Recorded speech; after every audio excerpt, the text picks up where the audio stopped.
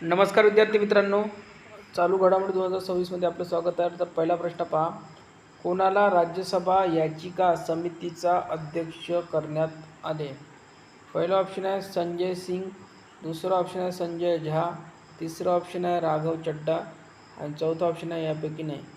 तर राज्यसभा याचिका समितीचा अध्यक्ष करण्यात आलेला आहे राघव चड्डा. ऑप्शन नंबर 3 याचं योग्य उत्तर आहे. पुढचा प्रश्न बघूया.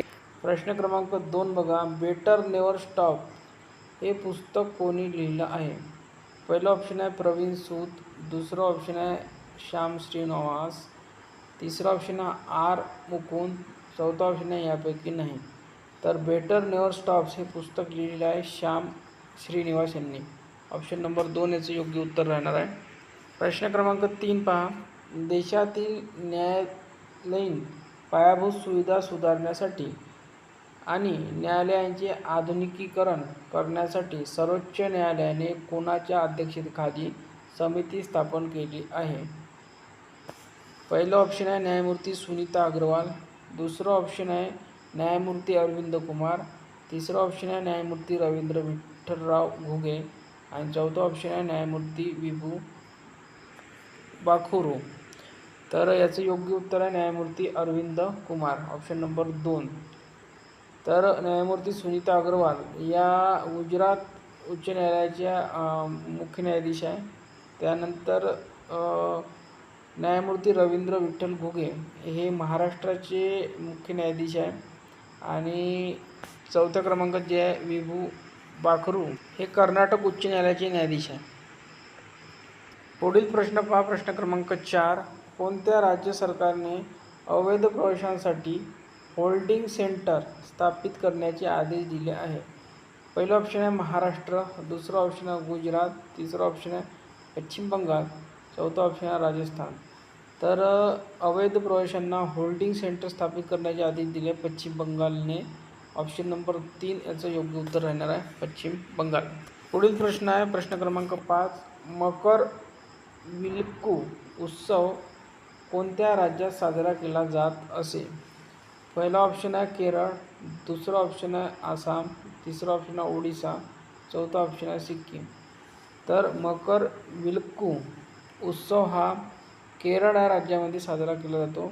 Option number 1. प्रश्न क्रमांक 6 बघा, जागतिक कीटक जागरूकता दिवस कधी साजरा करण्यात आला आहे? ऑप्शन नंबर 1 आहे 5 जून, ऑप्शन नंबर 2 आहे 6 जून, ऑप्शन नंबर 3 आहे 7 जून, ऑप्शन नंबर 4 आहे 8 जून. तर जागतिक कीटक जागरूकता दिवस हा 6 जूनला साजरा केला जातो. ऑप्शन नंबर 2 6 जून याचं योग्य उत्तर आहे. प्रश्न क्रमांक 7 पहा, RBIने ऑक्टोबर 2028पर्यंत कोणत्या बँकेचे MD आणि CEOच्या रूपामध्ये संदीप बक्षी यांना पुनर्नियुक्ती दिली? ऑप्शन नंबर 1 आहे ॲक्सिस बँक, दुसरं ऑप्शन आहे ICICI बँक, तिसरं ऑप्शन आहे HDFC बँक आणि चौथं ऑप्शन आहे इंडिया फर्स्ट बँक. ठीक आहे. तर संदीप बक्षी यांना पुनर्नियुक्ती दिलेली आहे ICICI बँक. तर याचं करेक्ट उत्तर ऑप्शन नंबर 2 ICICI बँक. प्रश्न क्रमांक 8 पहा, विशाल जनजाती सांस्कृतिक समारोहाचे आयोजन कुठे केले होते? ऑप्शन 1 आहे नवी दिल्ली, दुसरं ऑप्शन आहे मुंबई, तिसरं ऑप्शन आहे बेंगलोर, चौथा ऑप्शन आहे रायपूर. तर विशाल जनजाती सांस्कृतिक समारोहाचे आयोजन हे नवी दिल्ली येथे केले होतं. ऑप्शन नंबर 1 याचं योग्य उत्तर आहे. प्रश्न क्रमांक 9 पहा, दिनेश त्रिवेदी यांची कोणत्या देशात भारताचे नवीन उच्चायुक्त म्हणून नियुक्ती करण्यात आली?